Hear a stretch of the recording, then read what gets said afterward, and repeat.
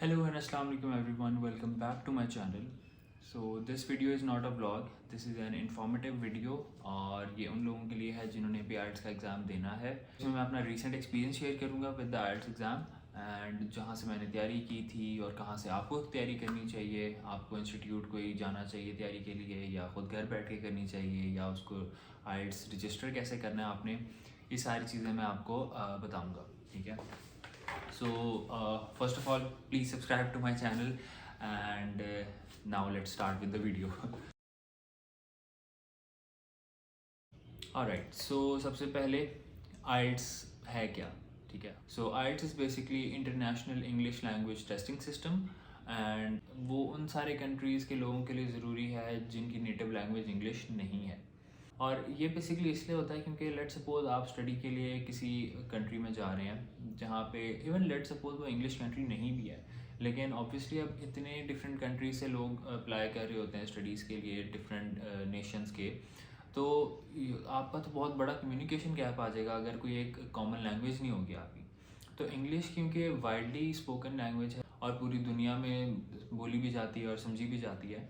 So for that reason एक standard set किया गया है कि सारे बच्चे जो किसी भी लेट सपोज इंस्टीट्यूट में पढ़ने के लिए आ रहे हैं किसी और कंट्री से, they know a certain level of English ताकि वो आपस में कम्युनिकेट कर सकें या अपनी स्टडीज़ जो हैं वो कंटिन्यू कर सकें इन इंग्लिश लैंग्वेज. इसीलिए एक कॉमन लैंग्वेज होना फॉर ऑल दो स्टूडेंट्स जो कि पढ़ने जा रहे हैं या किसी भी कंट्री किसी और काम से जा रहे हैं एक बहुत ज़रूरी अमल हो जाता है. ठीक है. आइल्स आपने रजिस्टर कैसे करना है. ठीक है. आइल्स बेसिकली रजिस्टर करना बहुत आसान है. आपके पास दो चॉइसेस होती हैं. आप किसी इंस्टीट्यूट में जाके भी बुक कर सकते हैं या घर बैठ के आराम से अपने लैपटॉप से बुक कर सकते हैं. इसका प्रोसेस बहुत ईजी है. The first thing you need to do is go to British Council website. Then वहाँ जाके अपना फॉर्म फिल करें एंड रजिस्टर योर सेल्फ. आपको लॉगिन क्रेडेंशियल्स मिल जाएंगे, वो आप एंटर करें. देन आपका एक पोर्टल टेस्ट टेकर पोर्टल उसको कहते हैं वो आ जाएगा. जैसे ही आप वो टेस्ट टेकर पोर्टल ओपन करेंगे वहाँ पे डिफरेंट आपके पास टाइम्स आ रहे हैं, डेट एंड टाइम्स आ रहे होंगे जिन पे आप बुकिंग करवा सकते हैं. राइट नाउ एक चीज़ मैं आप लोगों को रिकमेंड करूँगा कि लेट सपोज अगर आपने सोचा है कि मैंने दिसंबर के एंड पे देना है तो डोंट वेट कि जी मैं बिल्कुल उसी वीक में जाके रजिस्टर करूँगा क्योंकि आइल्स की डेट्स बहुत जल्दी ख़त्म हो जाती हैं बुकिंग डेट्स. सो मैं आपको यही रिकमेंड करूँगा कि एटलीस्ट 10 to 15 डेज़ पहले बुक करवा लें क्योंकि अदरवाइज़ आपको वो डेट नहीं मिलेगी और देन आपका प्रोलॉन्ग होता जाएगा ये प्रोसेस. मेक श्योर आप अपना उसमें नाम और जो भी आईडी डॉक्यूमेंट है वो जो फिल कर रहे हैं वो बिल्कुल एक्यूरेटली फिल करें. टेक योर टाइम 15-20 मिनट लें उसको थॉरली रीड करें एक दफ़ा फिल करने के बाद ताकि कोई एरर उसमें ना हो. देन वो जब फिल हो जाता है उसके बाद it's a very easy process. वो आपसे पेमेंट के प्रोसेस पूछते हैं कि आपने अभी पे करना है या you can pay later, book now and pay later. तो उसका भी कोई मसला नहीं. अभी बुक पे करना चाहते हैं इट्स वेरी गुड. लेकिन अगर आप चाहते हैं कि चलें मैं अभी बुक करवा लेता हूँ लेकिन शायद मुझे डेट चेंज करनी पड़ जाए तो आप बेशक अभी बुक ना कराएं. लेकिन कीप इन माइंड कि आपके पास सिर्फ 4 डेज़ का बफर होता है, उसके बाद आपकी ये बुकिंग कैंसिल हो जाती है. और अगर आप 4 डेज़ में बुक पे नहीं करते तो then you have to basically go through the process again and कोई और डेट आपको फिर सेलेक्ट करनी पड़ेगी. जो आपने पे करना होता है उसके भी आपके पास बेसिकली दो मेथड्स होते हैं. या तो आप डायरेक्टली कार्ड से पे कर दें, उसी टाइम में पे कर दें और वो मेरे ख्याल से उसकी कंफर्मेशन जो है वो जल्दी आ जाती होगी. मैंने बैंक से पे किया था क्योंकि फॉर सम रीज़न मेरे कार्ड से पे नहीं हो रहा था तो मैंने बैंक ट्रांसफ़र किया था. एंड वो आपको बैंक ट्रांसफ़र पे आप क्लिक करें आपके सामने अकाउंट टाइटल और अकाउंट नंबर एक आ जाता है. वो अकाउंट नंबर स्पेसिफिकली सिर्फ आपके लिए ही जनरेट किया जाता है और उस पर कोई और वो किसी और के एक्सेस में नहीं होता. तो आपने बस उस अकाउंट नंबर पे अपने बैंक से ट्रांसफ़र कर देना है, इंटर बैंक ट्रांसफ़र. और इस टाइम आइल्स की फ़ीस चल रही है 57,400 जो मैंने पे की थी. अब आई डोंट नो आगे जाके क्या डॉलर के हालात बनते हैं लेकिन ये डॉलर की वजह से ये चेंज होते रहते हैं. सो कीप इन माइंड कि ये काफ़ी एक्सपेंसिव प्रोसेस है. ठीक है. तो don't make any mistake in the process. और ये जब आप पे कर देते हैं आपको उसी कुछ अब जैसे मैंने बैंक से पे किया था तो मुझे 2 दिन लग गए थे और उसके बाद मुझे कंफर्मेशन ईमेल आई थी। सो उसका कोई मसला नहीं होता, 24 to 48 आवर्स उन्होंने कहा हुआ है कि वो लग जाते हैं कंफर्मेशन ईमेल आने में। तो आपने उसमें कोई पैनिक नहीं करना कि मैंने पे कर दिया और मेरे पोर्टल पे भी फ़ौरन शो नहीं हुआ।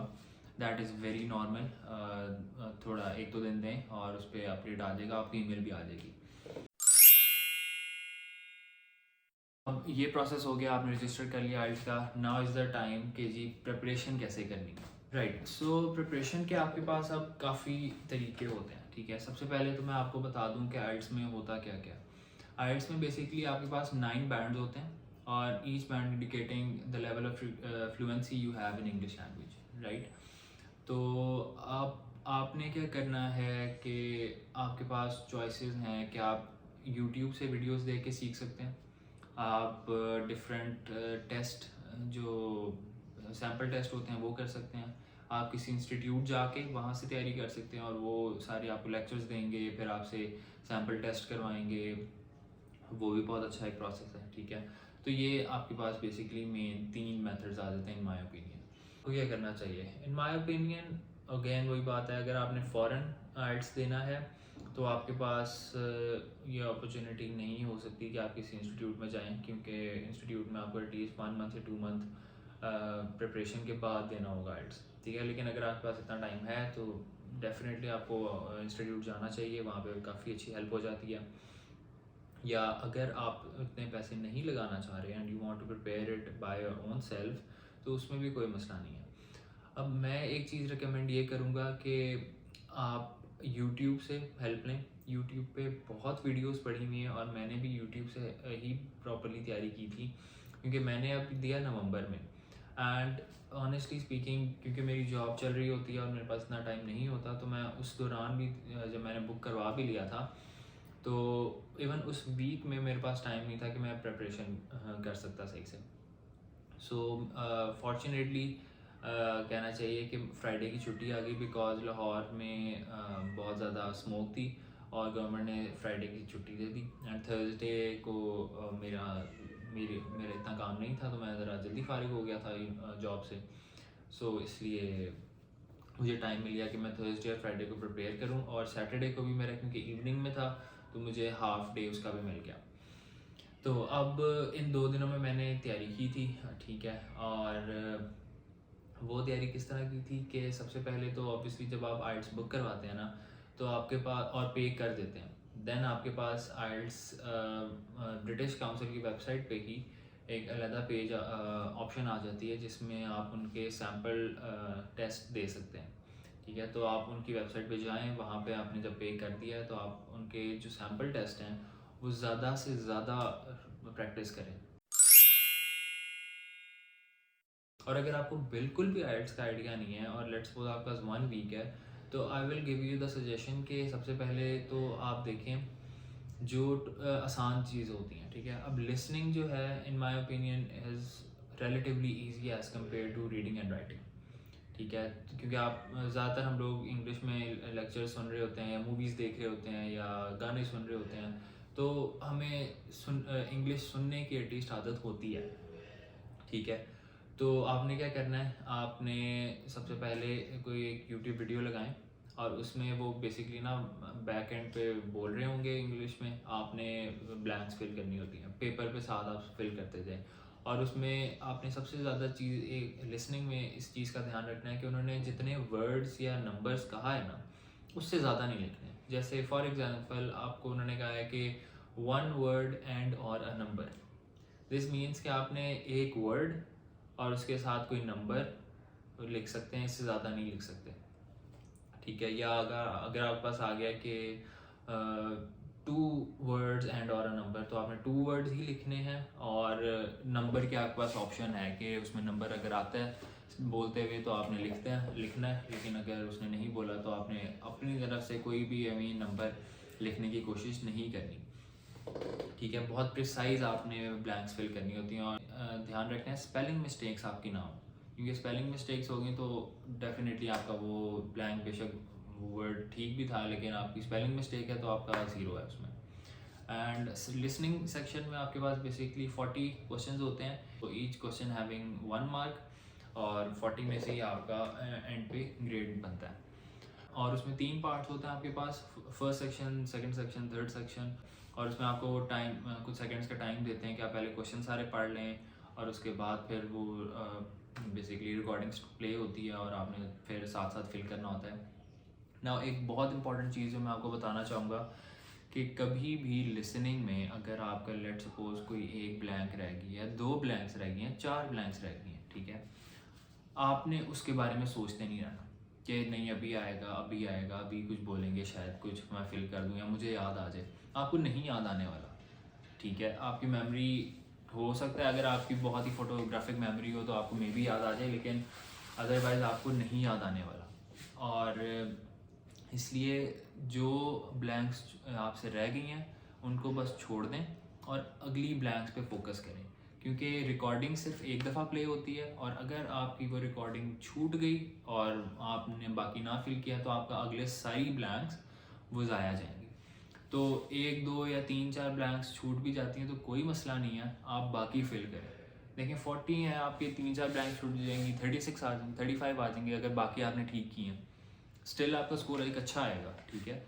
तो इस चीज़ की आपने फिक्र नहीं करनी कि भाई मेरी ये छूट गया तो बस अब तो गया ना, मेरे से होना ही नहीं है, या मोटिवेशन आपने बिल्कुल ज़ीरो नहीं कर देनी अपनी। 1, 2 ब्लैंक्स खैर है, वैसे भी तो गलत हो सकती हैं, अगर छूट गई तो वो भी एक ही बात है। तो इस चीज़ की आपने इतनी टेंशन नहीं लेनी, आपका स्कोर अच्छा आ जाएगा। बस आपने फोकस करना है कि जो छूट गई उनको छोड़ दें और अगली सारों पे फोकस करें, ठीक है।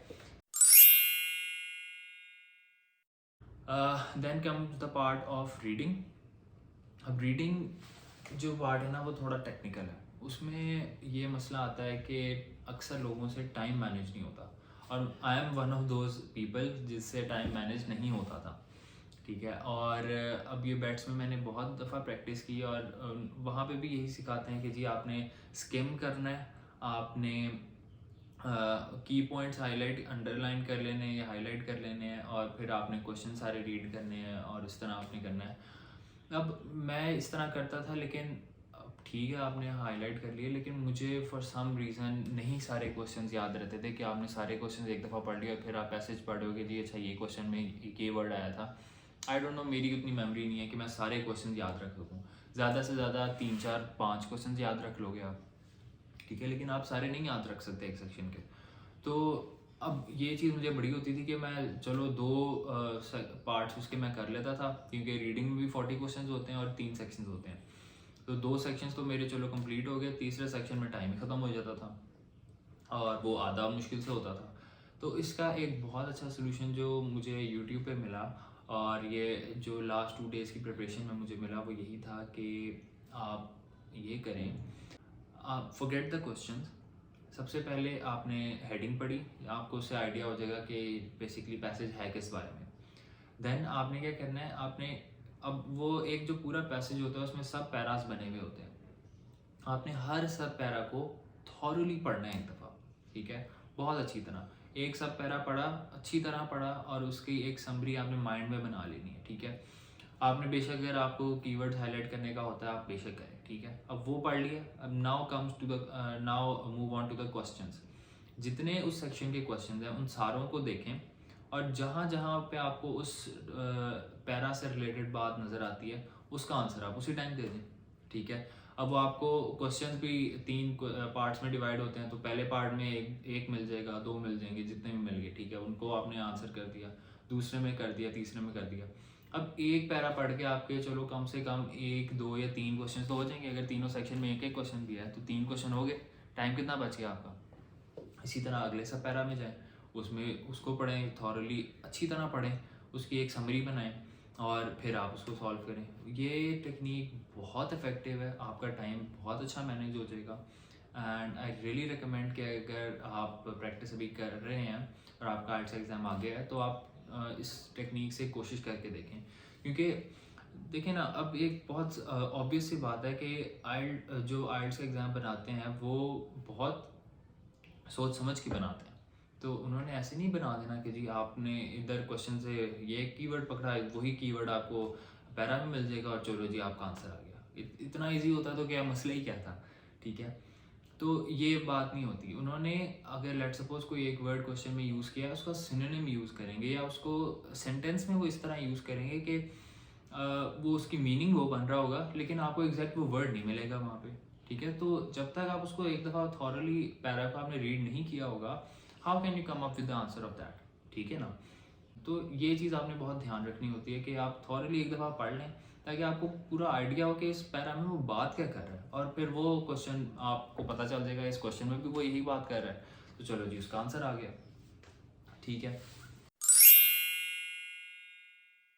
Now let's move on to the writing part of IELTS exam. Writing part के लिए आपके पास 60 मिनट्स होते हैं। ठीक है, और ये आपने बहुत अच्छी तरह मैनेज करना होता है टाइम, क्योंकि इसमें भी टाइम मैनेजमेंट बहुत काम आती है। अब राइटिंग में आपका थोड़ा मुश्किल हो सकती है, अगर आप इनिशियली एसेज वगैरह नहीं लिखते हुए आए तो आपको थोड़ी मुश्किल हो सकती है, क्योंकि ऐसे में आपको अच्छी वोकैबलरी चाहिए, आपके लेक्सिकल रिसोर्सेज अच्छी होनी चाहिए, आपकी ग्रामर अच्छी होनी चाहिए। ठीक है, तो ये चीज़ें बहुत काउंट करती हैं। नाउ ऐसे में भी अब आपके पास दो पोर्शंस होते हैं, क्वेश्चन 1 एंड क्वेश्चन 2। क्वेश्चन 1 में बेसिकली आपके पास मैप्स आ जाते हैं, कोई मैप दे दिया, कोई लाइन ग्राफ, पाई चार्ट, कोई इस तरह के आपको दे देते हैं। ठीक है, या दो भी आपके पास आ सकते हैं और आपने उनको कंपेयर करना होता है। तो that is up to the basically question that you get, तो उस हिसाब से आपने आंसर देना होता है। अब आपने क्वेश्चन 1 में सिंपल आपने जो भी आपको ग्राफ आया है या पाई चार्ट आया है, आपने उसको एनालाइज करके लिख देना है और आपस में कंपैरिजंस करने हैं। ठीक है, कोई आपने उसमें अपना ओपिनियन नहीं देना। क्वेश्चन 1 में मेक श्योर कोई आप अपना ओपिनियन ना दें, बिकॉज ओपिनियन वाला क्वेश्चन क्वेश्चन 2 है। क्वेश्चन 1 में लेट सपोज, मैं एक बहुत छोटी सी एग्जांपल आपको देता हूँ कि लेट सपोज आपके पास आया है जी एक लाइन ग्राफ है, जिसमें वो बता रहे हैं कि people are going to the park more in the from year let suppose 1990 to 2010। ठीक है, आपने उसमें ये बिल्कुल नहीं जाहिर करना कि जी अच्छा वो ट्रेंड राइजिंग ट्रेंड है, तो क्यों राइजिंग ट्रेंड है, क्या आप बता रहे हैं कि जी पार्क सब अच्छे हो गए हैं या झूले लग गए हैं या मौसम अच्छा हो गया है। आपने कोई ऐसी बात नहीं करनी। उन्होंने आपसे कोई रीजनिंग नहीं पूछी कि ये राइजिंग ट्रेंड क्यों है, बस आपने बता देना कि हाँ जी राइजिंग ट्रेंड है, और कितना राइजिंग ट्रेंड है, कितने परसेंट है, या जो भी उन्होंने ग्राफ में दिया हुआ है उस हिसाब से। ठीक है, और ये क्वेश्चन 1 जो होता है ये 150 वर्ड्स आपने लिखने होते हैं, और इसमें मैं आपको रिकमेंड करूँगा कि 20 मिनट से ज़्यादा अपना टाइम ना लगाएं, क्योंकि क्वेश्चन 2 थोड़ा लेंथी होता है और उसमें आपने सोचना भी होता है, अपना ओपिनियन देना होता है, तो उसके लिए आपको थोड़ा टाइम चाहिए होता है, थोड़ा ज़्यादा टाइम चाहिए होता है as compare to question 1। 20 minutes, keep 20 minutes for question 1 and the rest of the 40 minutes for question 2। अब क्वेश्चन 2 बेसिकली आपके पास आ जाता है कि वो आपको एक टॉपिक दे देंगे, या लेट सपोज आपको कोई एक जनरल सा दे देंगे, दो लोगों के व्यूज़। लेट सपोज कुछ लोग प्रेफर करते हैं क्रिकेट खेलना, लेकिन कुछ लोग प्रेफर करते हैं कि जी आउटडोर हमें ज़्यादा जाना चाहिए, और कुछ लोग कहते हैं कि नहीं इंडोर रहना ही ठीक है। और तो आपने उन दोनों के पॉइंट्स बताने हैं कि वो ऐसा क्यों कहते हैं, और देन आपने अपना ओपिनियन देना है। ठीक है, इस तरह का क्वेश्चन आपको आते हैं क्वेश्चन 2 में। तो इसका बहुत सिंपल सा मेथड है। इसमें भी आपने सबसे पहले दोनों के पॉइंट टेक 5 to 10 मिनट्स, लेकिन आप सबसे पहले एक रफ वर्क में थोड़ा सा पॉइंट्स लिख लें कि लेट सपोज कि अगर आप किसी दोनों पॉइंट्स का आपने बताना है ना, तो आपने उसमें ये लिखना है कि जी एक पॉइंट की अगर मैं बात कर रहा हूँ तो उसमें सबसे पहले आपने एक बहुत अच्छी सी आई कैचिंग पहली लाइन लिखनी है, और उसमें आपने वजह बता देनी कि ऐसा लोग क्यों सोचते हैं, और फिर एग्जांपल दे देनी। इसी तरह दूसरे के बारे में भी एक आई कैचिंग सी लाइन, देन उसको एक्सप्लेन करना है कि ऐसा क्यों लोग समझते हैं, फिर और इसकी छोटी सी एग्जांपल दे देनी है, एंड देन अगले पैरा में आपने अपना ओपिनियन बता देना है कि वाई डू यू थिंक इनमें से ये वाला बंदा ये वाला व्यू पॉइंट ज़्यादा बेहतर है इन माई ओपिनियन, और एंड पे कंक्लूजन। ठीक है, तो ये सारी चीज़ें अच्छी काउंट करती हैं। अब पार्ट 2 में इजी है, सबसे पहले आपने इंट्रोडक्शन देना है, then body paragraph 1, body paragraph 2, your opinion and conclusion, that's it. तो ये सब आप करेंगे कि आपका 40 मिनट्स में हो जाना चाहिए, इतना मसला नहीं होता। अगर आप 5 मिनट्स या 10 मिनट्स उसको दे देते हैं आपके पॉइंट्स बनाने में, देन बाकी 30 मिनट्स अगर आप सिर्फ लिखने पे लिख जाते हैं ना, तो कोई मसला नहीं आएगा आपका। ठीक है, अगेन अच्छी ग्रामर यूज़ करें, अच्छी वोकैबलरी यूज़ करें, और अगर आपकी उतनी अच्छी नहीं है, आप नॉर्मल भी यूज़ करते हैं, स्टिल यू कैन गेट 6 और 6.5, ठीक है, इतना कोई मसला नहीं है उसका। Then moving on to the most tricky part, in my opinion, which is speaking part of IELTS exam. अब स्पीकिंग की तैयारी के लिए ना आपको थोड़ी मुश्किल होगी, क्योंकि स्पीकिंग में आपको बेसिकली कोई भी, अगर आप घर पे बैठ के तैयारी करते हैं तो कोई भी आपको रिव्यू देने वाला बंदा नहीं होगा, ठीक है। आप उनके क्वेश्चंस के आंसर्स कर सकते हैं, लेकिन रिव्यू नहीं देने वाला बंदा होगा। तो वो आपने खुद देखने कि मैं कितना बात करते हुए आड़म, मतलब जो थिंग्स भी यूज़ के जी अच्छा या अच्छा तो नहीं, खैर और बहुत ज़्यादा अगर आप सोच रहे हैं तो वो बेसिकली आपकी डिडक्शन में आएगा, क्योंकि ऑब्वियसली अगर आप अच्छा स्कोर लेना चाह रहे हैं then you must be very fluent in speaking English. तो इसका एक रिकमेंडेशन मैं ये दूंगा कि थोड़ा आहिस्ता बोलें, क्योंकि मैंने ये देखा है, इवन मेरे साथ भी यही होता था कि पहले जब आपको इतना नहीं आता ना, तो अगर लेट्स सपोज कोई पॉइंट आपके जहन में आ गया तो आप बहुत जल्दी करेंगे उसको बोलने में, ठीक है, ताकि जो आपका पिछला टाइम आपने करने में बोला है ना, ज़ाया किया, वो आप कवर कर सकें कि जी आप जल्दी जल्दी अभी बोल दें। अब आप एक पॉइंट से जल्दी बोल देंगे, अब आपका माइंड उतनी तेज़ प्रोसेस नहीं कर रहा कि वो अगला पॉइंट भी लेके आए फ़ौरन मेमोरी में, ठीक है, तो फिर आपका वही साइलेंस आ जाएगा और वो आपके मार्क्स काटेगा। सो टेक योर टाइम, थोड़ा आहिस्ता बोलें, बहुत आहिस्ता भी ना बोलें वरना वो ऑब्वियसली लगेगा कि जी बहुत सोच सोच के बोल रहे हैं।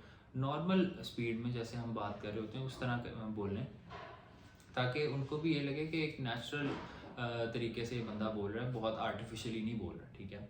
और स्पीकिंग में आपने ये ध्यान रखना है कि ग्रामर, स्पेशली ग्रामर का ध्यान रखें। अगर लेट्स सपोज किसी पास्ट टेंस में उन्होंने क्वेश्चन किया तो उसका आंसर भी पास्ट टेंस में दें, और टेंसेस क्या मिक्सचर आप ज़रा जो जनरल आपका पार्ट 2 होता है स्पीकिंग में, उसमें टेंसेस का मिक्सचर यूज़ कर करें, अच्छा रहता है। एक वो आपके लेक्सिकल रिसोर्सेज अच्छे होने चाहिए, आपकी वोकैबुलरी बहुत अच्छी होनी चाहिए। अब ये है कि स्पीकिंग में अगर आपने बैंड अच्छा जाना है तो you need to use idiomatic language, ठीक है। अब इडियम्स ज़रूरी नहीं है कि आप बहुत ज़्यादा याद करें, आप कुछ ऐसे इडियम्स याद कर लें जो कि बहुत कॉमन है, ठीक है, जो आप मतलब डिफरेंट टॉपिक अगर आपके आ जाते हैं आप उसमें यूज़ कर सकते हैं, ठीक है। इस बारे में मैं नेक्स्ट वीडियो में प्रॉपर बताऊंगा कि मैंने कौन कौन से प्रिपेयर किए थे और वो मैंने कैसे यूज़ किए। तो stay tuned for the next video as well. बाकी ये है कि अब स्पीकिंग में भी आपके पास अगेन होते हैं 15 to 20 मिनट्स वो का सेशन होता है, वो 1-on-1 सेशन होता है। मेरा कंप्यूटर बेस्ड था तो I had to go to British Council, वहाँ पे इन्होंने कंप्यूटर पे ही बेसिकली जूम पे ये टेस्ट लिया जाता है। तो अब इसमें क्या होता है कि फर्स्ट पार्ट है जिसमें वो आपसे जनरल क्वेश्चंस पूछते हैं। अब आपने इस चीज़ का ध्यान रखना है कि from the get go, from the first question, जब से इवन फर्स्ट क्वेश्चन से भी पहले जब आपसे नाम पूछ रहे हैं, आपका आपसे आईटी डॉक्यूमेंट मांग रहे हैं, you need to be very vigilant कि आप आंसर्स वन वर्ड ना दे रहे हो, ठीक है। लेट सपोज आपसे उन्होंने पूछा है कि tell me your first name, just इसका सिंपल आंसर दें, my full name is Farhan Mahmood Qureshi, please call me by my first name Farhan, ठीक है। नाउ अब इसका आप ये भी कह सकते हैं, yes my name is Farhan Mahmood Qureshi, call me Farhan, ठीक है। अब आप इस तरह अगर कहते हैं ना call me Farhan, this sound very informal और रिस्पेक्टफुल नहीं लगता।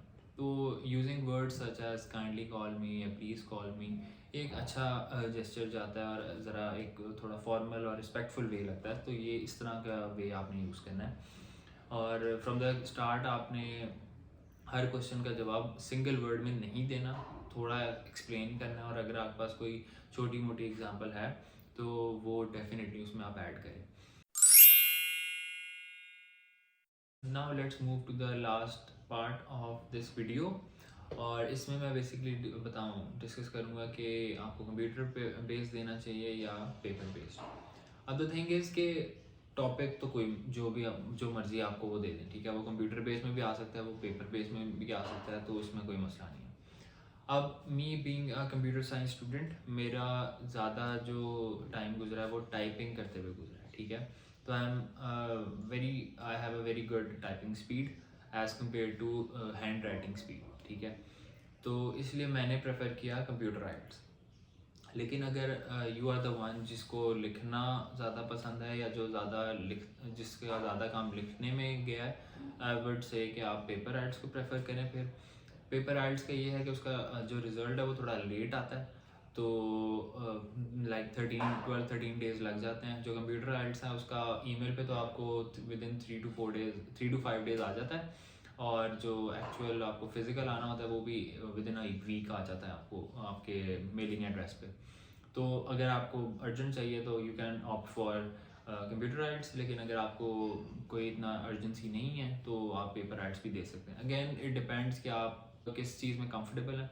फिर आपको लिखना पसंद है और लिखने में आप ज़्यादा कंफर्टेबल हैं, then you must go with the paper one. This is it for this video. I hope आपको काफ़ी आइडिया मिल गया होगा। नेक्स्ट वीडियो जो होगी वो बेसिकली होगी कि मैंने आइल्स की प्रिपरेशन कैसे की, एंड उसमें आपको हर एक चीज़ बताऊंगा, चैनल्स के आपको नाम भी बताऊंगा जहाँ से मैंने प्रिपरेशन की और क्या क्या टेक्निक्स मैंने यूज़ की। ठीक है, तो stay tuned for that, and that video is also coming right after this video. और मेरा आइल्स का रिज़ल्ट भी मैं नेक्स्ट व्लॉग या नेक्स्ट वीडियो में डिस्क्लोज करूँगा। ठीक है, so stay tuned for that as well. I hope you guys like this video और आप लोगों के लिए फ़ायदेमंद रहे, आप लोगों के काम आए। I know this was a very general video, आपको और भी मिल जाएंगे इस तरह की वीडियोस, लेकिन ये मेरा एक्सपीरियंस था और जो मुझे लगता है कि क्या ये चीज़ें आपको बहुत चीज़ें मतलब स्पेसिफिक चीज़ों के बारे में ध्यान रखना चाहिए, वो मैंने आपको बताई हैं। So see you guys in the next one, bye bye.